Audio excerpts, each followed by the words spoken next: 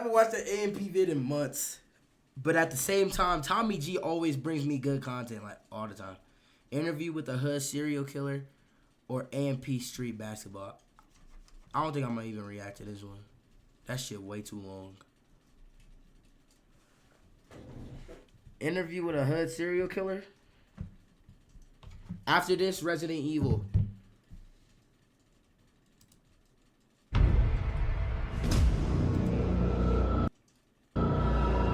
How old were you when you think you did your first? I'll say probably about 14, 15. I always liked the guns and getting shit for free. I ain't never want to work for no money. So would you say you have a passion nice. for robbing and killing? Yeah, I say I killed about 5 people in the past 2 or 3 years. So I know I'm going to hell. In my conversations with them, they think of themselves as soldiers in a war. How much do these cost? It's anywhere from 5 to 30,000, depending on who the target is. So would you say there's a lot of guys walking around Milwaukee that have more than 3 bodies? I know like multiple that got like 3, 4. Hood The hitman. FBI defines a serial killer as someone who has murdered 3 or more people. When we hear that, we traditionally think of white dudes like Jeffrey Dahmer or John Wayne Gacy that do freakish things to their victims. But after spending time in some of the most dangerous neighborhoods across America, I've developed a theory. I think there are many active serial killers in the country right now, and most of them are gangsters operating out of the hood. I mean, you've heard of them. The shooter, the guy that loves spinning the block. We hear about them in rap music all the time. And today, we meet with a guy who claims to be a hood hitman who engages in the business of murder for hire. And after months of FaceTiming with him, seeing him with new ghost guns nearly every time we speak, and hearing the details about hits that I feel only an insider would know, I suspect this guy might be for real. So join me today as we step into the mind of an alleged hitman and meet the underground gunsmith who builds him untraceable weapons for the job. But first, folks, a quick word from the sponsor of today's episode. Folks, news in my neighborhood recently. Nope. My front door deserves to. The guys are just about to. Hold on. The guys are just about to get here, but just so you know what's going through my head, to me, one of the toughest parts of the job is knowing who's legit and who's not. I've talked to these guys a bunch on the phone. I think they're real at what they say they do, but we're gonna figure that out together on this journey. Let's get them. Oh, shit. What's up, fellas? What do you go by? Better. What do you got there? You know, just Did MVP. this nigga just say his name is Gutta? And Tommy, you're trying to figure out if these niggas is for real or not? His name's Gutta. He guts people. With a switch on it. How do you guys feel about doing this interview? Yeah, let's do it. We finna see what's going on. The fuck more I guess confirmation my do you first need? question is, what made you guys interested in doing an interview? Well, first of all, we want to spread the authentic news about everything. You know, it's a lot of fakers out here. What would you guys describe your profession as? I'm definitely a smacker. That's what we call it where I'm from. You know, I get paid to knock shit down, take a life, do whatever I gotta do. If you want them dead, you call his phone. Where are you niggas? Where the are you guys? Oh my god. What part of the operation are you? Gunsmith. I built the gun, showed the gun. What area Bro, do is you guys that a operate Drake? in? Does this nigga have a Drake hoodie on, bro? We all around this motherfucker. I ain't gonna lie. We not even just based in the city of we all around this motherfucker. How'd you get into this? This shit all started at a very young age, brother. It ain't even start with the money, you know.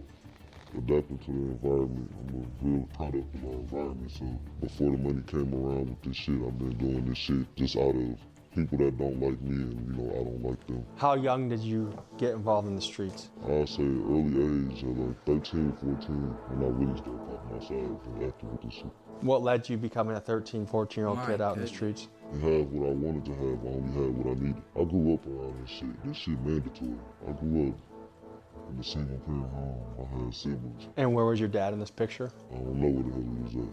He was one of them disappearing, you know. I don't know. How old were you when you think you did your first shooting?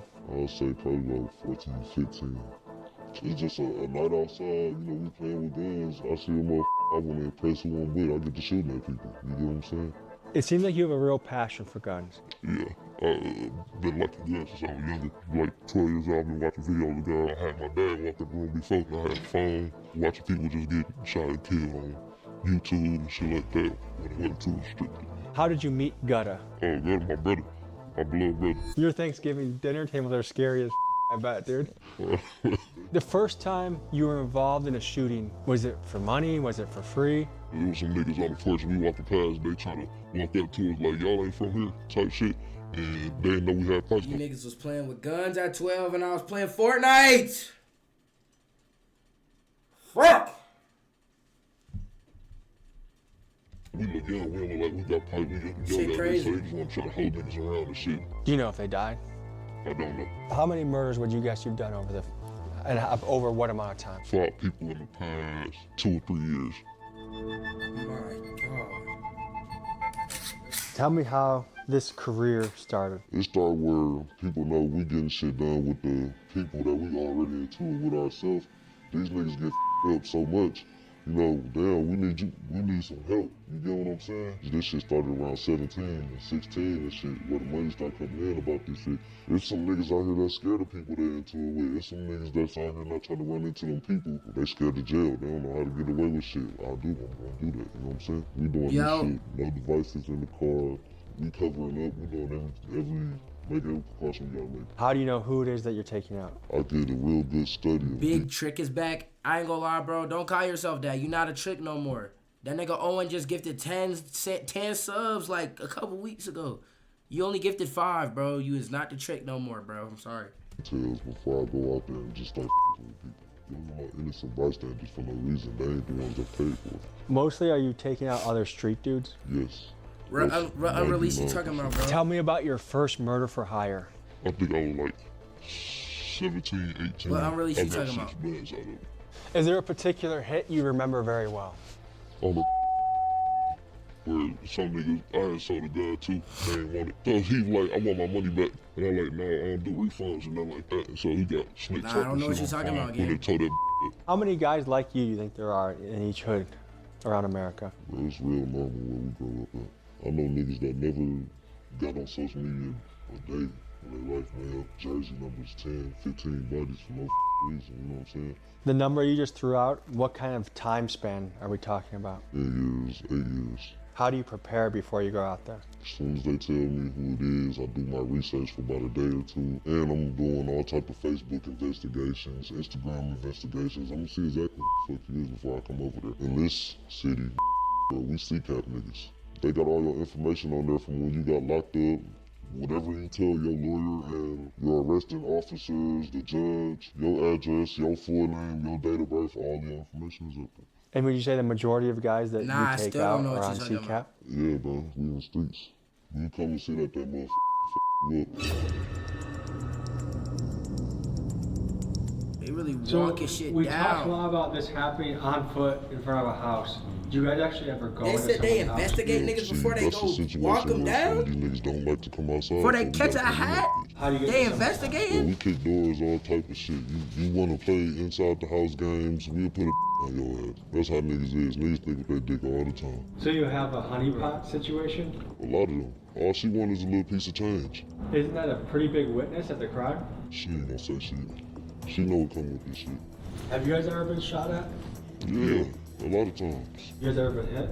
I got hit one time. I got hit in my arm. I got stomach shots too, but that shit don't count. Yet. That shit too many years ago. That was before I started slaying down, so I don't even believe in this shit. What time of day are you doing house jobs? Anytime. It don't matter. As soon as the money clear, we in route. But what makes you do that rather than, say, become a welder? Bro, I'm a felon, bro. I can't do all that shit. And then I ain't have a passion for all that shit growing up. I always liked the guns and getting shit for free. I ain't never want to work for no body. So would you say you have a passion for robbing and killing? Yeah, I started robbing at like 12 years old. I still do it to this day, brother. I was stealing out the store when my mama was shopping and shit. That's 8-year-old shit. And did your mom encourage that? Hell no, my mama was strict as hell. She don't like none of this shit I do. Can you give us an estimate of how many murder scenes you think you've seen in your career? Hundreds and hundreds. What is the legal definition of a serial killer? A serial killer is a person that kills in a series and not as opposed to like a mass murderer who walks into a school or a church and shoots as many people as they can. How many bodies does someone have to be considered a serial killer? You know, I would say that you have to have more than 2 or 3, 4. So this is one of those stories that's really hard to verify. Bro. Fentanyl dealers, hey, send me the fentanyl. I can see it on FaceTime. It's easy. Every time I call this guy, he has a new ghost gun. The last time I called him, he had a rapper's chain that he had, I guess, stolen by force at gunpoint. So he definitely does shit. The question is, are his numbers inflated? So we're gonna talk to some street guys that I think can give us some clarification that maybe this guy's legit, maybe he's not. Because I really don't know in this story. Oh. Many men wish death on me. What's up, big dog? Nike take the today. Mm-hmm. What's up, Jay Gritz? How you doing, brother? Good to meet you. Okay, you said it before. How did you label yourself? Street nigga. I wanted to get a couple Street nigga. You can say opinions. nigga. No, I can't. But I wanted to get a couple opinions on this alleged hitman that I've met. If someone wants someone dead, does it make sense to go outside of your clique and ask someone that you don't even know to You bring know what I'm you saying? in? That's what I was saying more than like the personal relationship shit. Like they have to really know each other to even put that trust and say, "Oh, I trust bro to And I go," feel like you gonna really and pay not tell on me. because niggas can't keep their mouth shut anyway. So nigga know about know. So the chance of someone keeping their mouth shut for 10, 15 plus murders is very unlikely. I ain't never seen shit like that. Like here, I done seen niggas get 5 and over the course of 20 years. Do you know that to be considered a serial killer, that means 3 bodies or more? So would you say there's a lot of guys walking around Milwaukee that have more than 3 bodies? I know like multiple motherfuckers that got like 3, 4. What to you are the key parts of having a successful mission? You can't have your identity shown. Wear some outstanding shit like wear a wig or some shit. Wear big ass saggy clothes or some shit like that. Ride the block, see who in it. I get out the car down the street. We walking up to this motherfucker and we fucking everybody up on the port.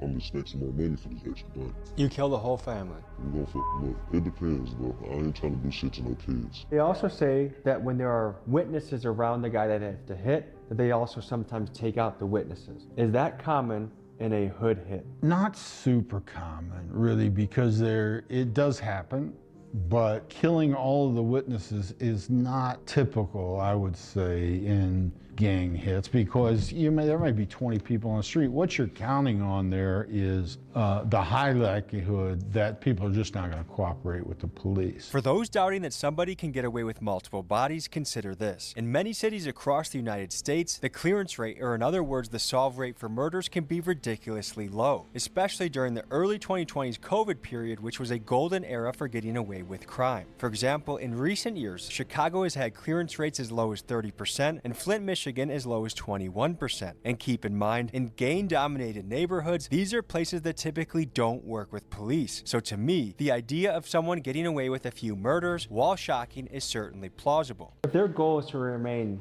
under detection by killing everyone at a scene, does that not put them at the top of the food pyramid for priority for police? Absolutely, for sure. Let's go further into their tactics. They say they also outfit their guns with switches when they do that. Is that a good tactic or a dumb tactic? Unless they've gotten military training and know how to handle an automatic weapon, it usually doesn't work out that great for them, you know what I mean? Automatic weapons are a lot more difficult to deal with than people think. You can do a lot of damage quickly. So these guys also said that if they're taking someone out, if there's witnesses around that person, that they shoot everybody at the crime scene. What? Does that sound legit?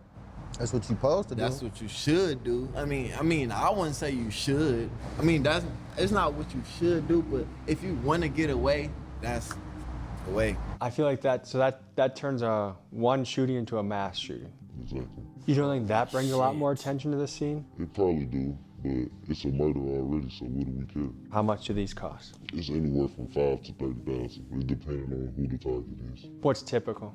Typical 10,000, niggas be one of the rap niggas out the group. That's 10,000 right there. Your most common client is a rapper that wants another rapper dead? Yeah. Why don't they just do it themselves? It's a lot of people that feel like they too noticeable, they know me, or they scared, I ain't trying to go risk my freedom for this shit. And, you know, it's a ballpark of excuses, bro. But I don't give a fuck what's going on unless I want my money. You know what I'm saying? How do they communicate with you? It's usually through FaceTime because that's the most untrackable thing. If it's some out of state shit and I gotta go out of state for some shit, but really it's a pull up, bro. I'll chop it up with you. You'll travel out of state to do this? Yeah, but I need a deposit. And you'll do that for 10 grand? I'll do it. Hell yeah, that's free money for me, bro. Can you tell me about the psychological profile of these hood hitmen that are just willing to kill someone for very low amounts of money? In my conversations with them, they think of themselves as soldiers in a war. They don't think of themselves as serial killers, certainly. They think of serial killers as sexual deviants. I mean, when you grow up in poverty without hope, or without, structure in your life, and your structure becomes the street, and it's violence, and that's all you see, and that's what you get rewarded for. In fact, I would argue places like the west side of Chicago, the south side of Chicago are war zones in a lot of ways. It becomes glorified inside the community, inside of those tight-knit circles of the people you're looking up to. If you're a 10, 11-year-old kid, the guys you're looking up to may be, unfortunately, the 17, 18-year-old guys, and that's what they're talking about, putting this guy down, running up on these guys and that. And it starts to become, and then you see it. And if you grow up in Garfield Park, and you haven't seen a dead body by the time you're 12 or 13, you are an anomaly. These guys are really, for all intents and purposes, are serial killers. That put guys in prison who killed more people than most serial killers. How have ghost guns changed the game in your business? So first off, we did this interview. When I had my CCL, ATF came and took that like a couple months after that. After that, we got set up for real. So we just driving down the street, we getting ready to take bro somewhere and shit. But right before we pull up to the motherfucking house, we see police on one side of the street, another on the other side. One of them came down this street, did a U-turn and flagged our shit. We pull over, and they ass hop out. We trying to hide guns and shit, but couldn't hide them. I mean, if it's on your side of the car, they gonna put that bitch on you, type shit. It was people in the back seat and in the front, so we couldn't really hide the guns. Well, they took us to jail and shit. They took one of the guns they thought was a rare gun. It was an M&P with a switch. That motherfucker was legal. They ended up letting me out like a few days to a week afterwards. They kept the gun and shit. They ain't trying to release no guns to me. And right now, the site that I got the FRT from, they ain't selling them no more to the ATF, investigate the device, how it worked for real. But the ATF connected a lot of guns that were used in murder weapons to you? Yeah, I had a lot of guns out there in my name. I got at least over 1,000 guns in my name out there in Texas. What would you do with a gun after a hit? Immediately sell it. It'd be posted before it. What did he just fucking say? What would you do with a gun? Over 1,000 guns in my name out there in Texas. How you What would you do with a gun after a hit? Over 1,000 guns in your name, bro. That's fucking insane. Immediately sell it. It'd be posted before the shit even happened. I'll have motherfuckers lined up for like the next day or the same day, and it'll already be sold. They also say they ditch guns in bodies of water, or they break the guns down, scramble the parts, and resell the different assembled guns to YNs. Do you think that is a good strategy to get rid of the guns? Getting rid of a gun in bodies of water or whatever is generally a good strategy. Reusing them is a less of a good strategy because you always run the risk that there's maybe some common denominator with a piece that is led back. You know what I mean? What do you think is unique about your approach that has allowed you to stay away from law enforcement? Bro, I done got investigated for this shit before, multiple times. But like I said, them phones and the motherfucking hidden identities and camera actions and shit like that, that'd be the thing, bro. What do you mean by hidden identities and camera actions? Like, don't catch yourself on fucking camera, stupid. And then, when you do this hit with this outfit, you never wear it again. And like, I always tell people you wear a different size shoe as you run away from a crime. For instance, They taking down every detail possible. DNA, shoe sizes, you know what I'm saying? The guys I'm interviewing say they use ghost guns that they mill themselves, which we watch them do. They never touch the body of their victim. They sometimes wear shoes that are different sizes to each crime, and they never carry a cell phone during the crime. How would you grade their killing strategy? That's a good strategy. You're taking a lot of the forensic stuff out of it, right? Cell phone towers now have been for a long time. If you can track a suspect's cell phone to a scene, that's really good circumstantial evidence based on other factors, weapons, all of that. You know, if all of that is true, then yeah, but you could read that in a book, you know what I mean? You know, I've traveled to a lot of different types of people, cultures. I've pretty much seen it all in the United States. One observation I've had is that backdooring, you don't find it anywhere else more than in a black hood. People willing to kill each other, willing to rob their friend for like the lowest amount of money. Like, you don't see that in Asian neighborhoods. You don't see that in white neighborhoods. What do you think that is? You know something that's crazy? I'm gonna bring up an example. Every time I went to jail and shit, like, if you observe, when the black people come in, the other black people looking at them some type of way, trying to find out, oh, this nigga a rat, this nigga a snitch, I'm on his ass, I'm gonna take something from him, this and that. When the white people come in, they greet their people, they all together chilling. When the Mexican people come in, hey, you good, they help them with their shit, everybody chilling. I really feel like with black people, it's a jealousy and everything. We always got AR-15s, micro AR-15s to be specific. We ain't have no big ass guns. Why is that? It's the easiest to get around with. It's concealable. How many guns do you think you've sold in your life? Definitely over 3,000 guns. So you know your way around How the guns. fuck? Yeah, for sure. If a gun he you sell making is them? used in a hit, what do you think about it? Some are using a hit. I wouldn't say. I'll say about, if it just an estimate. If it was about 3,000 guns I sold, I'll say about at least 500-600 was used.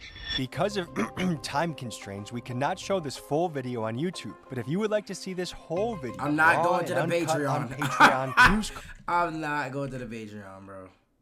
the million of those guns, do you think that These alone niggas suggests love these guys promoting the have some Patreon, level of bro. experience in something nefarious? Yeah, I mean, they have other factors. Like, I mean, could just be trying to impress you, right? But beyond that, they may be selling bullshit guns, right? They may be convincing people that these are really, you know, something special. So it could be a scam, but it also may be an active thing that works. So they make these guns to sell them. It sounds like you could literally not give a shit if this ends up being a weapon that someone uses to kill someone with.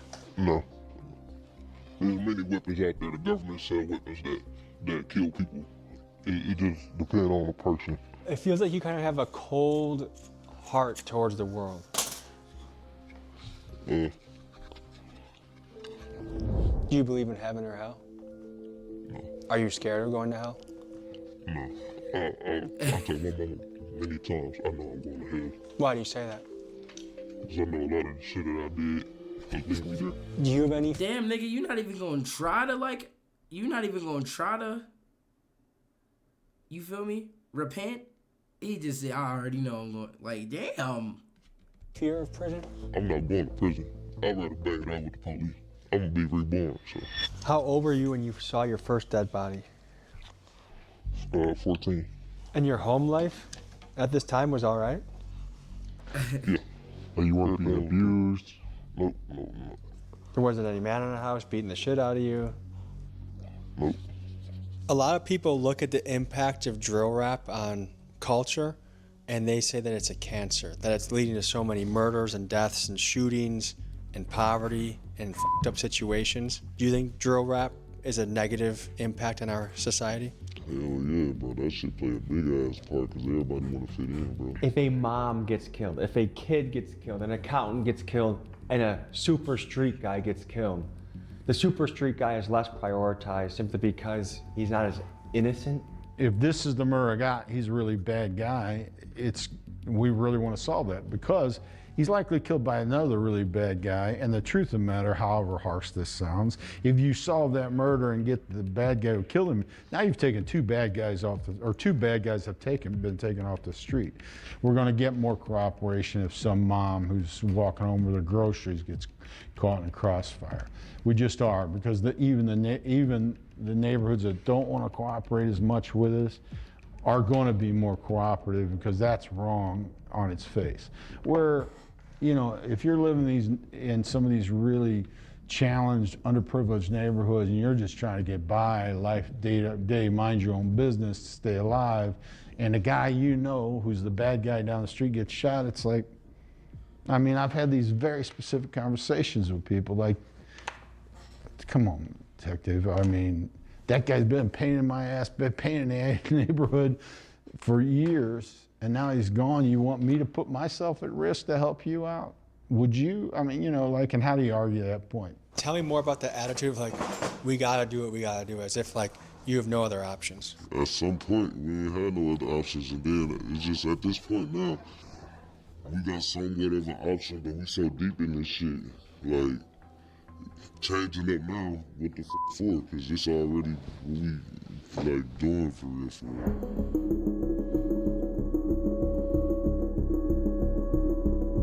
Yo, these niggas are manufacturing the guns. What the hell? So your neighbors must hear a lot of strange noises coming from your house. Yeah, probably. Do you live in situations like duplexes or apartments where you have neighbors that can hear through the walls? A lot of the banging shit, I do it in like a closed door far back of the house where people can't. What even is that? And most of the time, I probably do this shit in the garage or something. Would you feel bad if you killed me? I wouldn't kill you. Why not? What if someone paid you to do it? What the fuck do you mean, why not? I'll kill them for trying to pay to do it. My dog. So obviously we don't want anyone to die in the filming of this video, so we're gonna do a recreation. Bro, this nigga Tommy so lucky simulate what does a real life call bro. look like if you're negotiating is literally it. So what you're about everywhere. to see is that. Oh no. Who's that? Yo, what I was finna say, hey, I got a big move going on, man. There's a lot of money on the floor right now. I need y'all to meet me at the big house. All right, bet. So what's the way? We on the way. All right, bet. Make y'all wait. Be there in like 5 minutes. Come on. Hey, pick the up now. What's that word, brother? Yo, brothers. What's going on? We chillin', man. What we talking about today? Man, I got action for you boys. So, shit. I've been getting this nigga name, shit, dick. This nigga been running off and shit, though. Yeah, cause people be on and shit. But I think he really be at his big house on shit. I'm finna show you a picture, matter of fact. Yeah. Here you go, right here. Got a couple of them. Let's see the whole page where this nigga from. Oh, yeah. I know him from around the way, brother. You do? Yeah. You be cool. See me get the address. What's his last name? Say well, his address right here. So what the fuck, like, what really happened though? I've been getting this nigga on dick, but I've been throwing extras on everything that I've been giving the nigga. He ain't paying that pay. He ain't paid back. So how much we talking, man? Man, we talking about 20 bucks. 20 bucks? How about 25, man? We could do 22.50. Nah, we sticking with the 25 or you gonna be done with the birdie yourself. 25, you got it. Alright, where's that? I got you soon as the business done. Alright. Don't play with that money. They making a play right in front of the camera? What is it like taking someone's life? It's really normal. But it's gonna be on your mind all the time. When you take a motherfucking life, like same day, next day, your ass don't wanna really go outside. You gonna feel like weak. Like, damn, why I do this to this motherfucker? But you feel regret usually for the day or two after? Yeah, cause you gonna see your family online crying and shit. And some of these people you might not even know you can really be related to, because it happened before. Has there ever been a job that's haunted you or woken you up at night thinking about it? I ain't gonna say it woke me up at night, but I do think about shit all the time. I be thinking about that shit sometimes, because it be some of these people that I knew personally, like you said, I was like, damn, but I needed the money. It's backdoor is a bitch, but I grew up around backdoor ass shit. What do you think about that somebody's life It's was just worth sad, bro. money for you? I don't think too much of it, but because they'll do the same to me if they had the opportunity to. What do you see the next 10, 15 years? Yeah, I see myself in the next 10, 15 years at a point in life where we don't gotta do this shit. I don't wanna live in the United States no more. I gotta get the fuck out of here because my face is too bad. Rich as hell in another country. Folks, that was a wild episode. I just want to say there's things that I cannot show on YouTube, texts I've gotten, videos I've gotten, but I feel confident I delivered exactly what we said in the title. I'll just leave it at that. Appreciate you guys. See you next week. Peace.